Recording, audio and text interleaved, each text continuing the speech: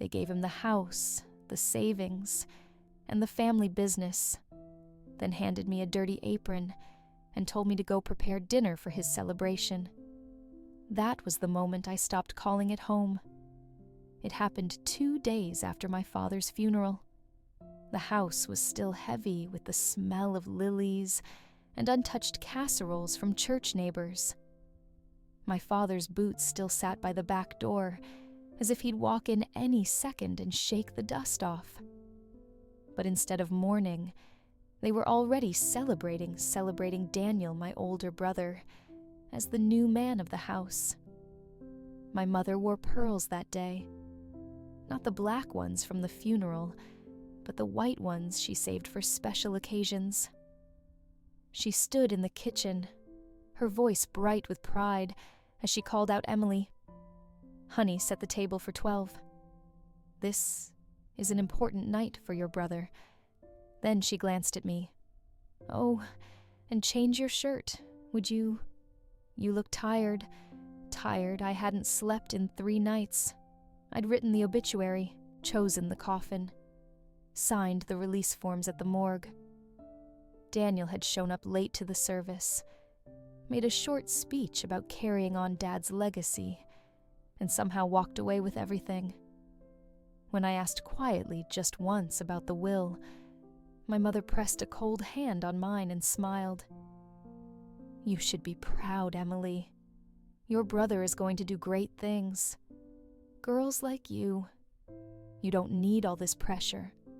That night, I served them roast chicken and watched them raise their glasses to Daniel.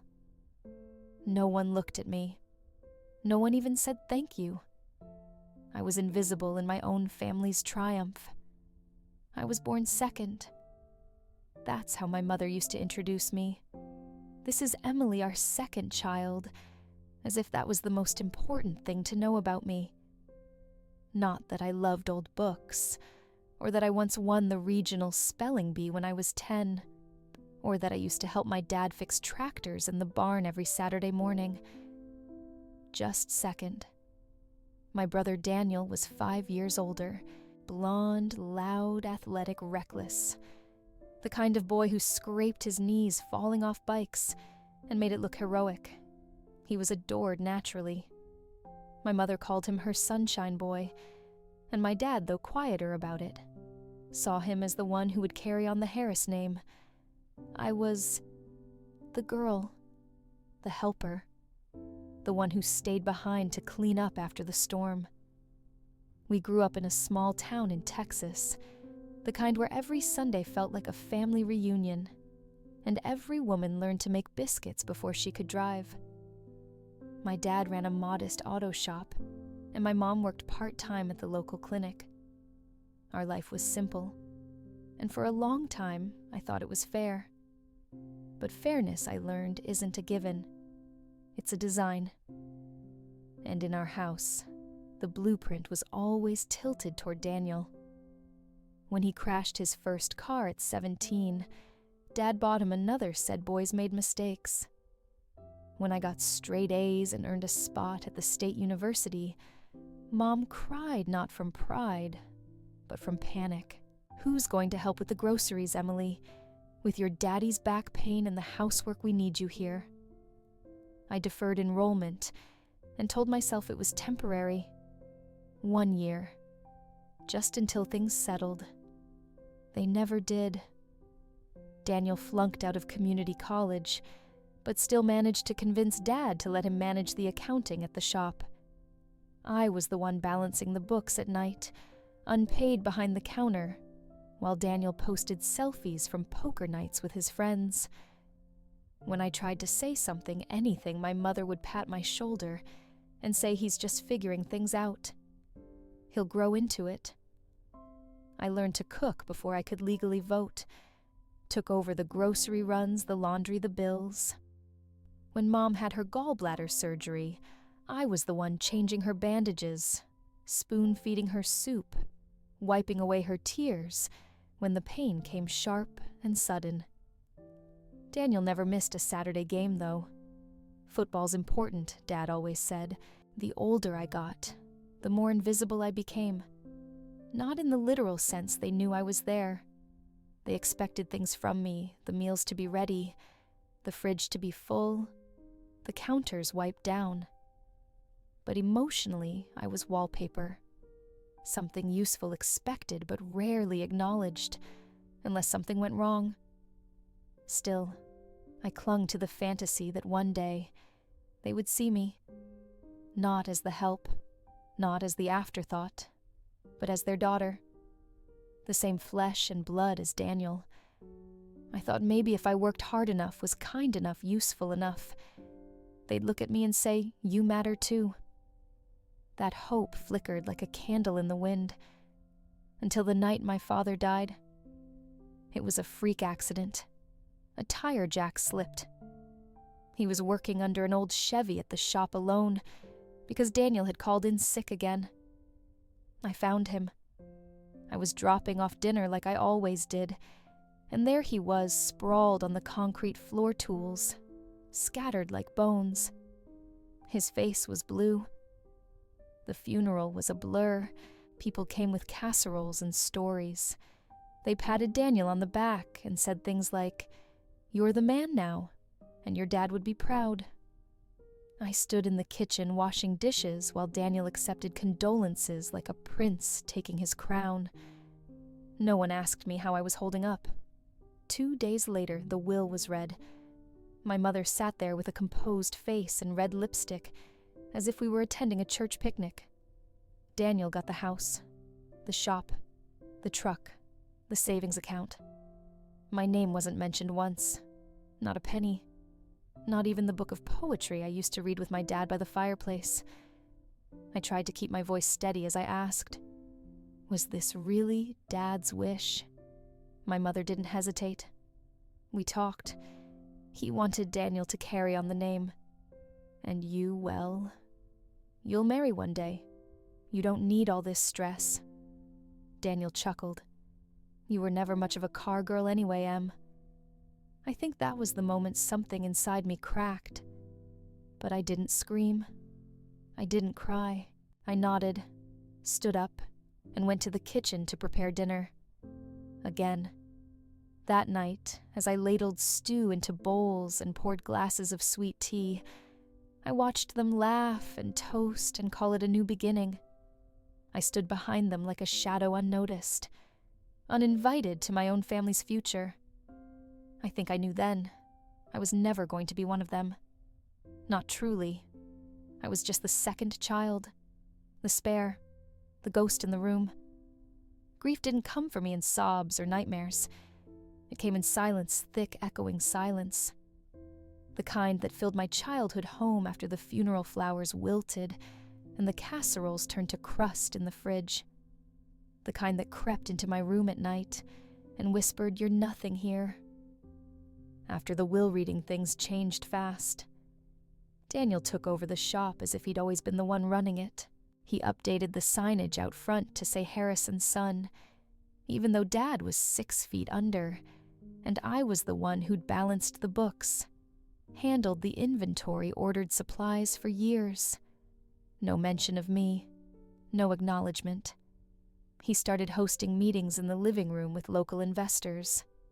I'd walk in with a cup of tea, and they'd pause staring at me, like I was the cleaning lady who'd interrupted something important.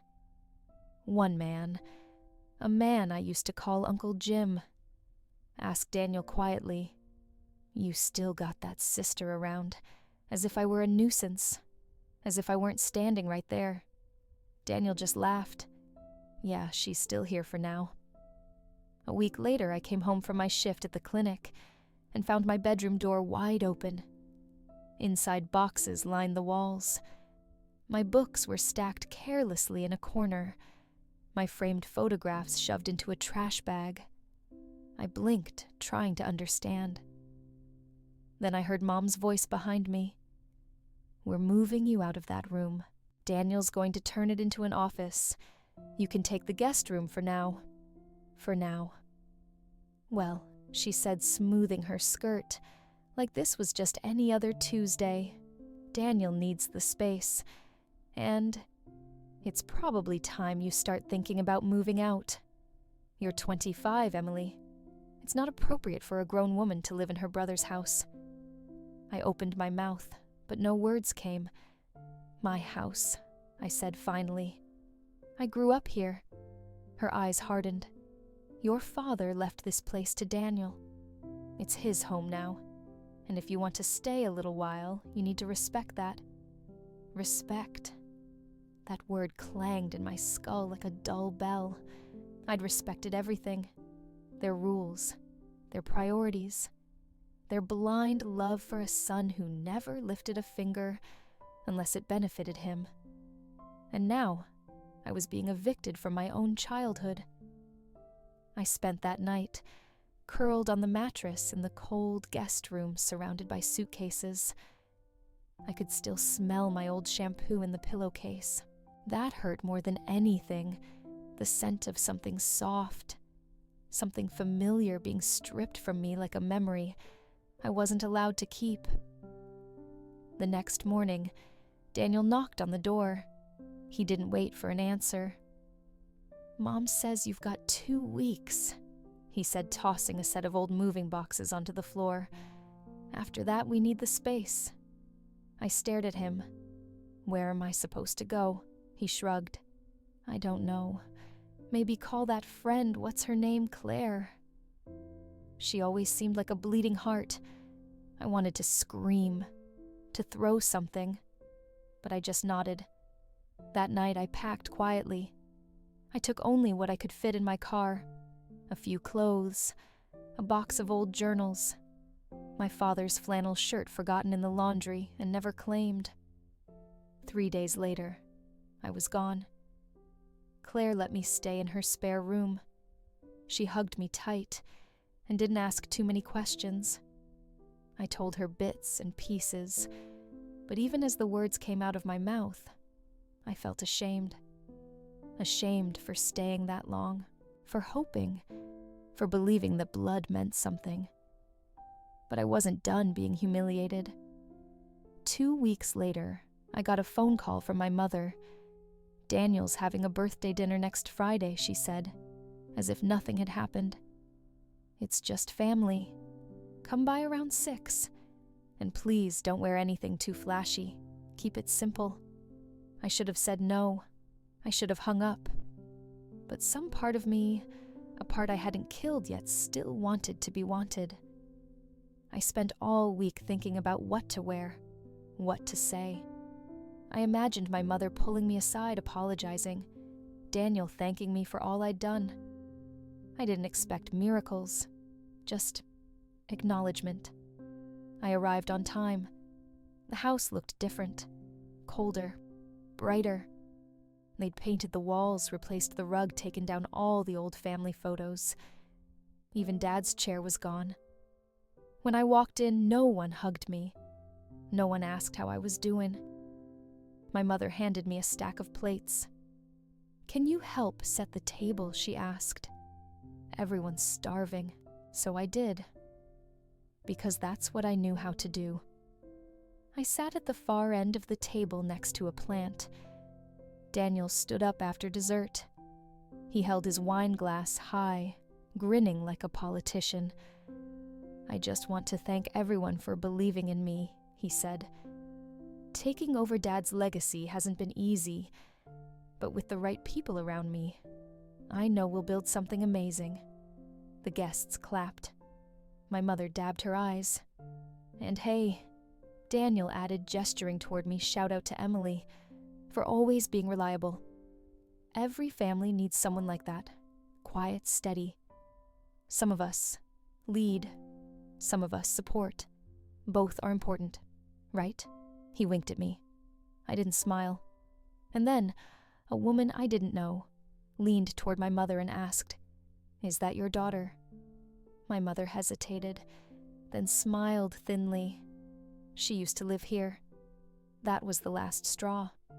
I excused myself, walked to the bathroom, locked the door, and finally let myself fall apart. The bathroom was small and smelled faintly of citrus cleaner and cheap perfume. I stared at myself in the mirror, under the fluorescent light, my face pale, my eyes red-rimmed. I looked like a ghost, haunting her own childhood. I turned the faucet on just to hear something other than the voices outside. My hands trembled as I splashed cold water on my cheeks, trying to erase the humiliation clinging to my skin like sweat. But it didn't come off. I could still hear Daniel's voice echoing in my ears. Some of us lead, some of us support.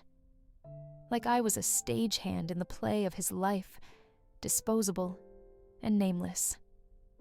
I gripped the edges of the sink so tightly, my knuckles turned white.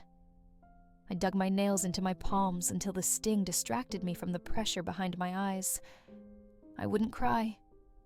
Not here. Not again. They didn't deserve my tears. They never had. That night, I didn't say goodbye. I walked out the side door into the dark without a single person noticing I was gone. The next morning, I stayed in bed long after the sun came up. Claire peeked into the room and placed a mug of coffee on the nightstand. She didn't say a word, just looked at me with that quiet kind of sadness, reserved for people who know the shape of betrayal too well. "I don't think they ever loved me," I said. She sat at the edge of the bed and took my hand. "Maybe not in the way you needed." 2 days later, I got a message from Mom. It was a picture of Daniel standing in front of the shop, smiling with a big banner behind him that read, "Now officially rebranded Harris. Legacy Motors." The caption read, "Dad would be proud." I almost threw my phone across the room. Not because Daniel renamed the shop. Not because he used Dad's memory like a brand logo. But because there in the background of the photo, I saw something I hadn't noticed before. My father's old workbench. The one he'd carved initials into when I was 8. The one he told me I could have someday. Gone, painted over, replaced by a mini fridge. Everything that once held meaning had been erased, including me. A few weeks passed. I tried to move forward. I focused on work. I helped Claire paint her kitchen. I even smiled once or twice, though it never reached my eyes. Then came the final blow. Daniel got engaged. Not just to anyone, but to Laura, the girl who used to be my best friend in high school. The same Laura who once told me she couldn't imagine dating someone like Daniel. The same girl who cried on my shoulder the night he stood her up for prom. I found out through a public post on Facebook. A perfectly filtered photo of the two of them on the front porch. Daniel holding up her hand, a glittering ring on her finger, both of them beaming like America's favorite couple. Caption: "Sometimes the right one was right there all along." The comments were flooded with congratulations. My mother wrote so happy to welcome a real daughter into the family. I stopped breathing for a moment. A real daughter. That's what she called her. Not me. The final nail didn't come from Daniel. It came from her, from the woman who gave birth to me. I didn't scream. I didn't reply. I didn't block her. I went to the closet, pulled out the flannel shirt that still smelled faintly like sawdust and oil, and wrapped it around my shoulders. Then I sat down and opened my laptop. At first, I didn't know what I was writing, but the words poured out of me like blood from a wound finally cut open deep enough. I wrote about the silence, about the expectations, about being told to be proud of scraps while my brother was fed the whole feast, about carrying burdens I never asked for and being cast aside the moment they became inconvenient. I posted it anonymously, a simple blog entry titled "The Invisible Daughter Within a Week." It had over 20,000 shares. Strangers wrote to me. Women from Kentucky, Ohio, California, Some were mothers, who regretted how they treated their daughters. Others were daughters like me, left behind erased, expected to serve and smile through it. I wasn't alone, and that realization more than anything gave me strength. But it also stirred something darker. Rage. Not the hot, explosive kind, the slow, burning kind. The kind that sharpens your bones and dries your tears and makes your spine straighten. That month I did something I never thought I'd have the courage to do. I filed a claim through a labor attorney. I had years' worth of text messages, calendars, bank logs, and work schedules that proved I had operated as an unpaid employee for my father's business for over 7 years. That I managed finances, supplier relations, maintenance logs. I wasn't a helper. I was the damn backbone of that place. The case moved slowly but steadily, and Daniel had no idea what was coming. Daniel found out about the lawsuit from a letter delivered to his desk, certified, stamped, and heavy, with the weight of consequence. Claire and I sat across town in a coffee shop when my attorney texted me, "It's in motion." I didn't smile. I didn't cry. I just sipped my lukewarm tea and whispered good. The claim was airtight. I had copies of the shop's financial spreadsheets with my handwriting all over them, emails to suppliers signed with my name, security footage from years ago, showing me locking up the garage at night, even text messages from Dad. "Don't forget payroll this week. Order brake pads." Daniel forgot again. Daniel had nothing. No credentials. No record of actually managing anything. Just a name and a birthright he'd been given like a medal he never earned. When he called me sputtering, angry, demanding answers, I let it ring. And when he left a voicemail screaming that I was tearing the family apart, I saved it. My lawyer said it would look good in court. My mother texted me a week later. One sentence. "You really want to destroy your brother?" I didn't answer. But I thought, I'm not destroying him. I'm just refusing to be destroyed for him anymore. 6 months later, I was awarded damages. Real money. Not sympathy. Not an apology scribbled on the back of a grocery receipt. Actual financial recognition of my labor. The court also froze part of Daniel's assets pending tax review. Turns out Harris Legacy Motors had a few irregularities. The shop closed within 3 months. Laura left him 2 weeks after that. She moved to Austin with a software engineer she met at a startup event. Daniel moved back in with my mother. Claire and I threw a quiet dinner the night the shop finally shut down. Nothing fancy, just grilled cheese and tomato soup. But we toasted with cheap wine and bare feet tucked under a quilt. "To justice," she said, raising her glass. "No," I said. "To clarity." The next day, I donated half of the settlement money to a fund for girls in vocational training. The rest, I used to open a small consulting firm, helping women in male-dominated trades track and protect their labor. No one teaches daughters how to build contracts with their own families. I decided to change that. Weeks passed. The silence from my family was complete, until one morning, an envelope arrived, handwritten, trembling cursive. It was from my mother. Inside was a single sheet of paper. No greeting, no apology. Just, "I hope one day you understand what you've done to us." I folded the letter carefully and slid it into a drawer.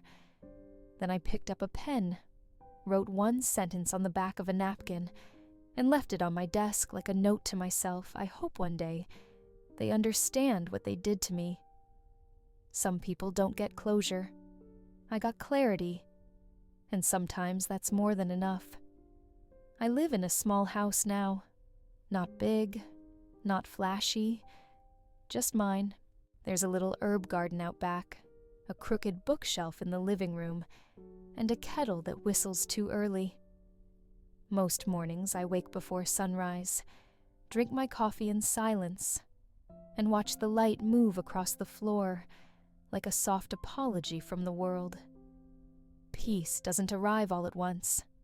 It drips in, slowly filling the cracks left by years of being invisible. I don't talk to my family anymore. No holiday calls, no birthday texts, no awkward Christmas cards signed Love, Mom, and Daniel like nothing happened. Sometimes I wonder if they sit around that too quiet house, trying to rewrite the story in their heads. Maybe I'm the villain now, the ungrateful daughter who turned her back, the one who made it all about money. Let them have that version. Let them sit with their own silence. Because mine is golden. The truth is, I don't miss them. I miss who I pretended they were. The fantasy I held on to white-knuckled for 25 years, but once I let that go, the grief made room for something better: dignity. Last month, I spoke at a conference for young women in trade industries. When I finished, a girl no older than 16 came up to me, her eyes glassy. "I didn't know we were allowed to leave," she said. I smiled. We are. Some nights I still wear my dad's old flannel, not because I miss him, but because it reminds me that love, even when flawed, still leaves traces. I carry mine differently now, not as a burden, but as proof I survived. If you drive past Harris Motors today, you won't see a sign, just dust on the windows and rusted hinges swinging in the wind. That's what happens when you build an empire on someone else's silence. Me, I built mine on my voice. Some stories leave you with questions, others with fire. Emily's story is not just about family. It's about the cost of being erased, and the quiet power of standing back up without needing permission. If you've ever been the one in the background, the one who stayed silent to keep the peace, we hope this story reminds you, silence is not loyalty, and love without respect is just control in a softer voice. She didn't scream. She didn't beg. She chose clarity over chaos and walked away with her dignity intact. Now we want to hear from you. Have you ever been made to feel invisible in your own family? Have you ever chosen peace over permission? Drop your thoughts in the comments. Let your story be heard, because sometimes the most powerful echo is your own. And if this story moved you, please like, share, and subscribe. Every voice deserves to be seen.